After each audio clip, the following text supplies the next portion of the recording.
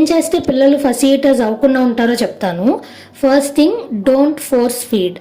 ఫోర్స్ఫుల్గా feed చేస్తే భయం వచ్చేస్తుంది ఫుడ్ అంటే.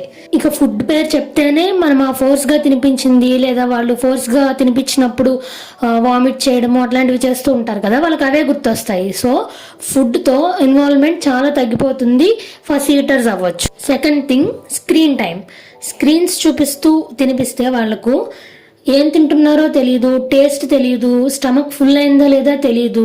సో ఇక్కడ కూడా ఫుడ్తో అటాచ్మెంట్ అనేది ఉండదు, స్క్రీనే చూస్తూ ఉంటారు. లాస్ట్కి ఎలా అయిపోతారంటే ఫుడ్ తినాలంటే టీవీనో లేదా ఫోనో ఉండాలి అన్న స్టేజ్కి వచ్చేస్తారు. సో అది కూడా మంచిది కాదు. Third thing is let them touch the food, feel the texture, so that food అంటే ఇంట్రెస్ట్ వస్తుంది, ఇంకా ఎక్స్ప్లోర్ చేస్తారు. ఇదేంటి అని చెప్పి ఇంట్రెస్టింగ్గా తీసుకొని నోట్లో పెట్టుకోవడానికి ట్రై చేస్తారు. అంతేగాని వాళ్ళకి ఇస్తే బట్టల మీద పోసుకుంటారు,